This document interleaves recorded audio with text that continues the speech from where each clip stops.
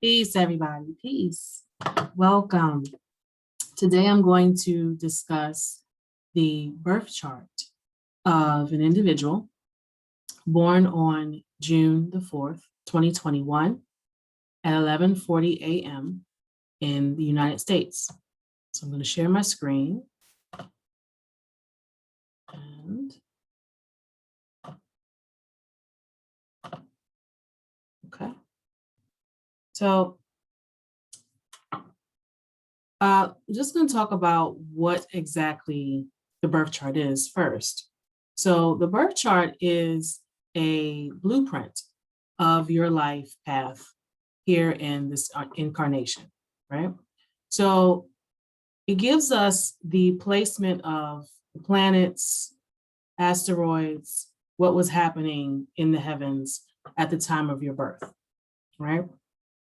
If you have not already been charted by a real astrologer, I highly recommend that you do so because it will give you some idea as to what's happening in your life now, why it's happening, what you can do to change certain things that you want to change, that you don't want to happen, things from your past life, karma, all those types of things. The birth chart also gives you some advance notice as to what will come up in your life as you get older. Certain cycles will repeat, will go through some of the same things that happen to us in our childhood. They may come up again as we reach age 30, as we go past age 50. You hear people talk about the midlife crisis. Well, there's a reason for that. You get to age 50 and, things happen, things get shook up, right? So birth chart kind of prepares you for what's going to happen, what's it going to look like, and why is it happening to me, right? Okay, so let's get right into it. So right away, I'm going to look at the chart, and birth charts, if you're not familiar, they have 12 houses, right? And it's a wheel, right? So the different houses represent different aspects of your life, okay? But right away, let's talk about the birth date first. So this particular person was born on June the 4th. I can tell you that based on that number 4, anytime that I look at somebody's chart, without fail, if they are born on the 4th of the month, they will be wealthy. Now, unless some type of karma comes through and blocks that, but 95% of the time, if they are born on the 4th, they are destined to be wealthy. I'll give you some examples. Beyonce is born on September 4th. Her husband, Jay-Z, born on December 4th. Sean P. Diddy Combs, born on November 4th. Okay? These are wealthy people. And I'm not talking about rich, I'm talking about wealthy. So properties, businesses, landowners, philanthropists, wealth, okay? If they don't come from generational wealth, they're creating it in this incarnation, okay? Wealthy. So right away, this particular person we're talking about today, their chart, born on the 4th, they will be wealthy without fail, because there's other aspects in the chart here that tell me that this is a guarantee, okay? So we're going to start with the sun sign, which is here at the top, right here. And the sun sign can be found, it's that orange circle at the top there with another circle in the middle of it. And you'll see it's sitting in the 10th house. So right away, this tells me that this person, their life may be devoted to their work, right? I also see that most of the planets are at the top of the wheel. They're at the top of the chart, which tells me that this person will be extroverted, out in the open, possibly a public figure, because all the planets are at the top. If the planets were at the bottom of the chart, this person would be a little bit more hidden and private or introverted, right? So here we see that the sun sign is in the 14th degree, here in the 10th house of Gemini. okay? Right away, this tells me that there is an element of danger that comes from the type of work that they do. Now, why do I say that? Now, we have what's called karmic numbers, okay? The karmic numbers are 13, 14, 16, 19, okay? These are karmic debts, right? These are things that have happened in past lives that now they're being brought to your attention again in this life for you to fix it. Things that you've done, you're paying karma for, okay? So right away here in the chart, I can see 1, 2, 3, 4, 5. 5 places where there's some karmic debt that needs to be taken care of. Okay? Also, I'm not going to do all the asteroids, which are these gray symbols here, because just for the sake of time. I will talk about Chiron though. Okay. So here, and let me go to my notes so I don't forget anything. Okay. So that 4 of the birthday means this person is ruled by Uranus, right? And that's where that fame comes from and that wealth, okay? This person will do humanitarian work.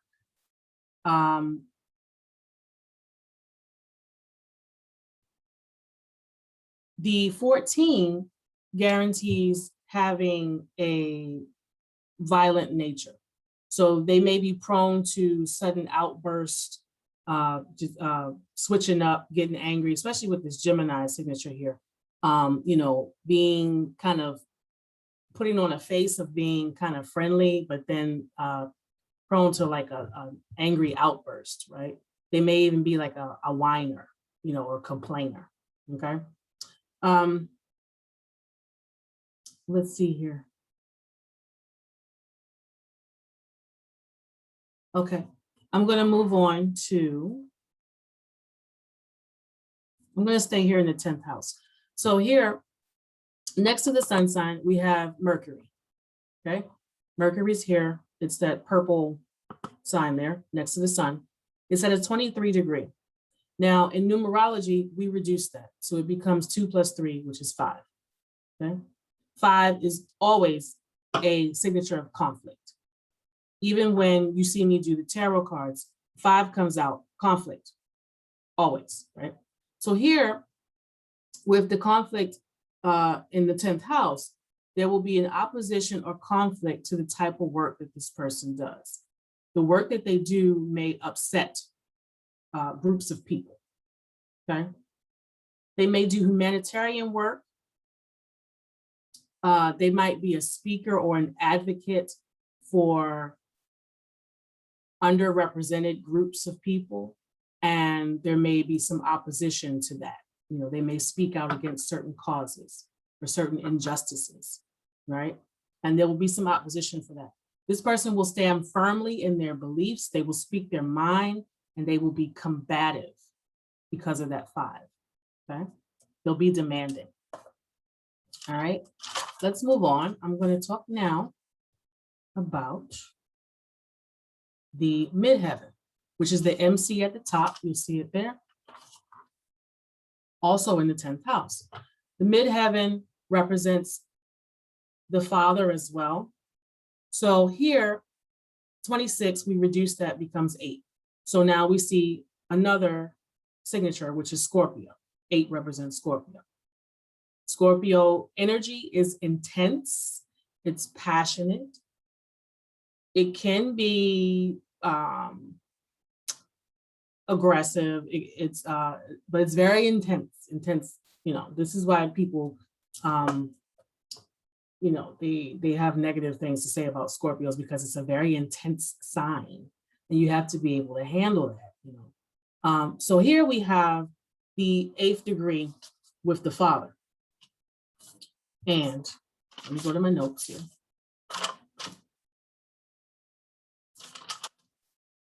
Okay. This person's dad is a Virgo.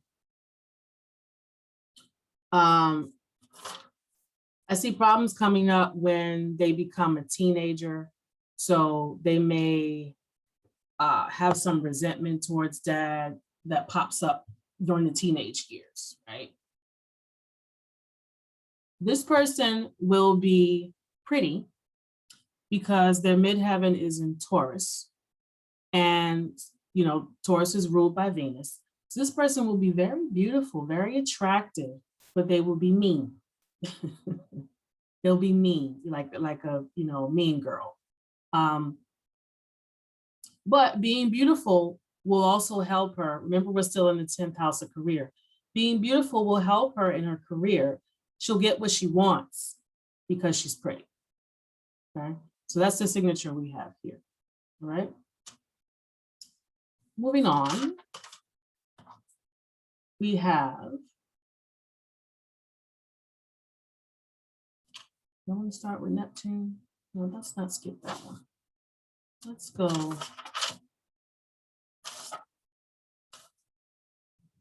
I did my notes this morning. All right, let's go in order. So I'll go around. Okay, so Uranus is next. It's at the top here, also in Taurus, in the 9th house at the 12th degree. Okay, I'm going to reduce that. 1 + 2 is 3. Okay, so that's the signature. This person will travel. They'll be persuasive because they're beautiful. They may be a lobbyist. They'll get things done. So with that aggression that we see there as well, they'll be driven. They'll interact with certain government groups or lawmakers. They'll be in a position to give away money to certain causes and foundations. Remember, I said they're coming for wealth. So they'll have enough to give it away. They may have lawmakers who come to them asking for donations or money to support certain causes. And again, this may create some conflict with people who are not in agreement. Okay. Okay.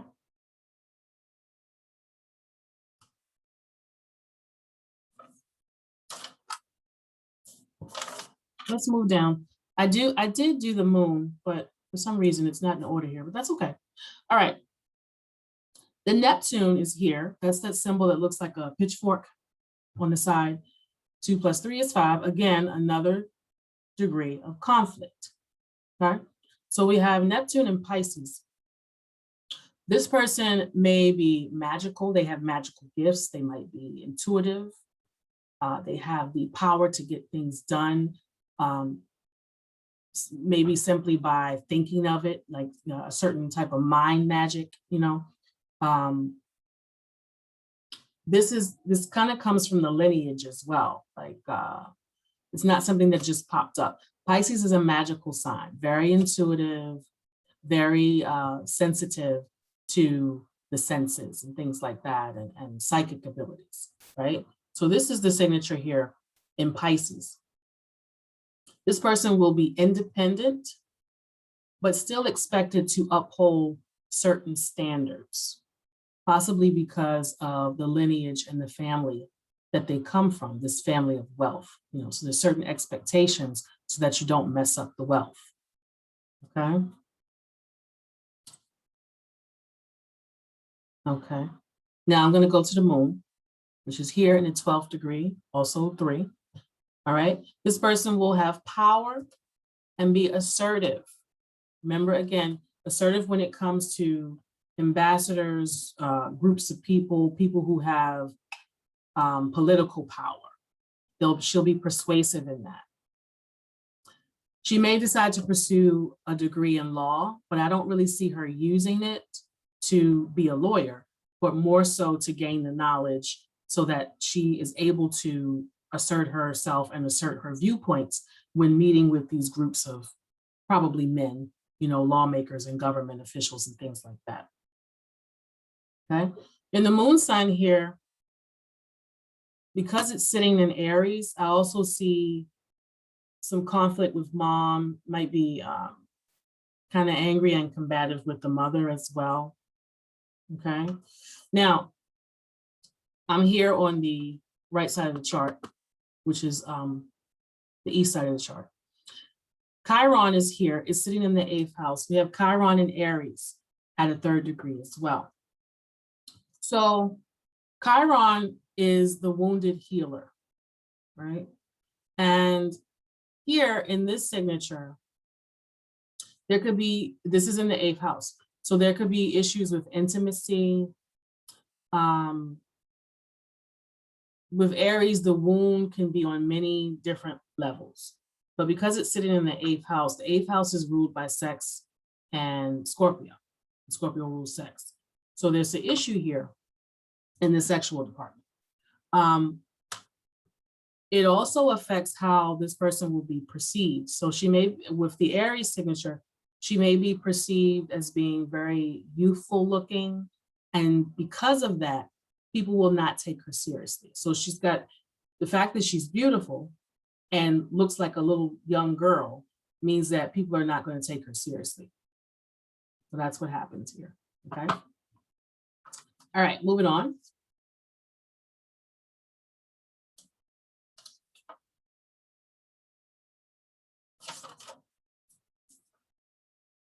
I'm sorry, guys, you know, my notes are like not in order. I don't know how that happened. I was just writing, you know. Let me see. Well, okay. Well, I just have to deal with it when I come. Oh, here we go. Okay, Jupiter. Jupiter is here in the 1st degree, Pisces, in the 7th house. Okay. This person will marry for money and wealth, not necessarily love.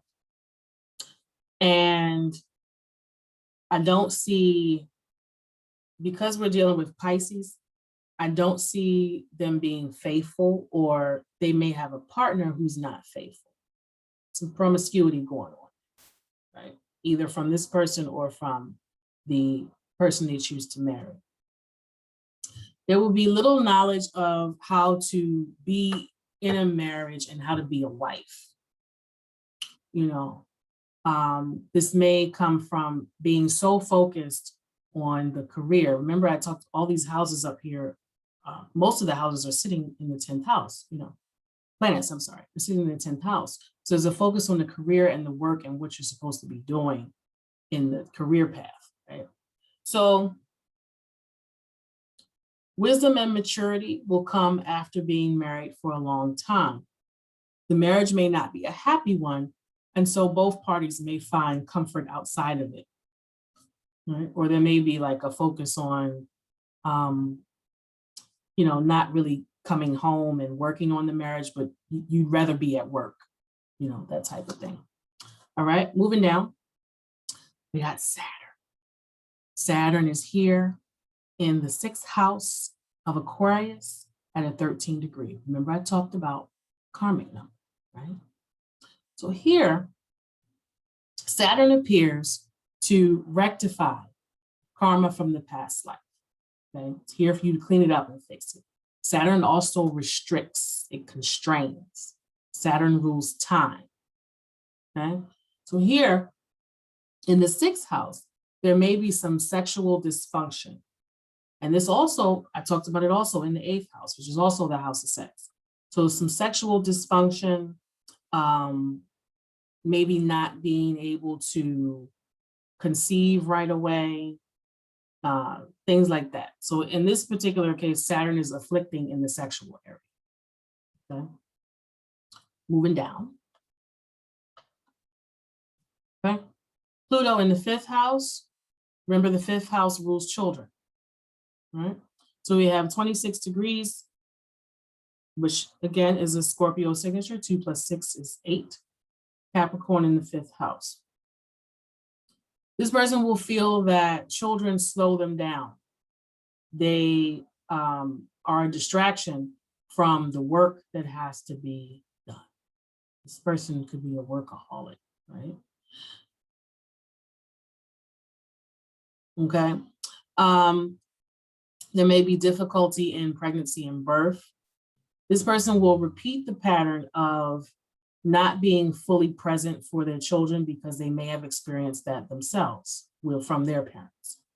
So, or giving money instead of love, giving money instead of, giving your time to your kids, that type of thing. The children will be stubborn and possibly difficult because of the Capricorn signature here. These children may also appear in this person's life like they are children or in some type of relationship in repeated past lives, right? These were your children in your past life as well, or you knew them in your past life, that type of, okay? All right, what's next here?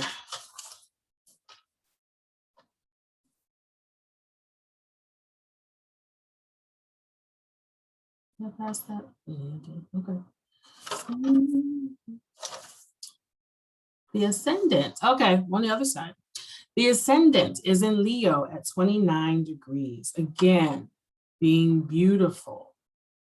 The Leo makes her appear grand and royal, right? Being fiery, graceful. This person may also look like their mother, resemble the mom. Okay. We have some asteroids here on the 12th house, first house, but not a whole lot going on this side of the chart.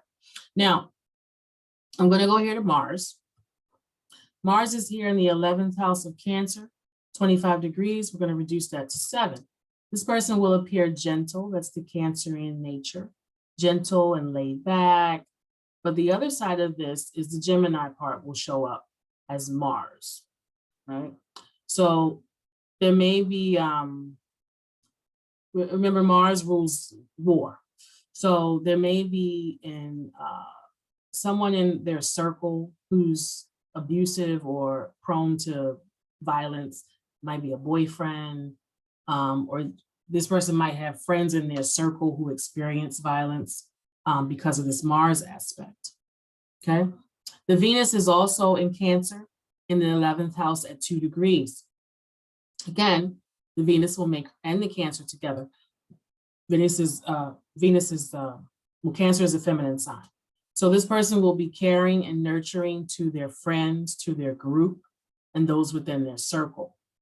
They'll have beautiful, wealthy friends, and they will appear peaceful, but this is someone who, when they open their mouth, they might tell you a new one because of all the other aggressive aspects that are here. Remember, I talked about that conflict and the Aries and all these other signatures. So beautiful, but very fiery. Okay. Did we talk about Mercury? We did. Okay, so we covered the aspects. Remember, I'm not going to talk about the asteroids, maybe in the next video. But hopefully this gave you some insight into, the personality and the psychology of someone who's born with these signatures. And, consider getting your own chart done. I am available for charts and for readings. And I hope you guys enjoyed the video, and hope it wasn't going too slow for you. But come back and see me always on the channel, Child of Oshun. And I wish you guys well. Take care, stay well, stay blessed. And I'll see you again for our next lesson on birth charts. And I think I'm going to do some videos on how to interpret the tarot cards too. All right, take care, guys. Stay well.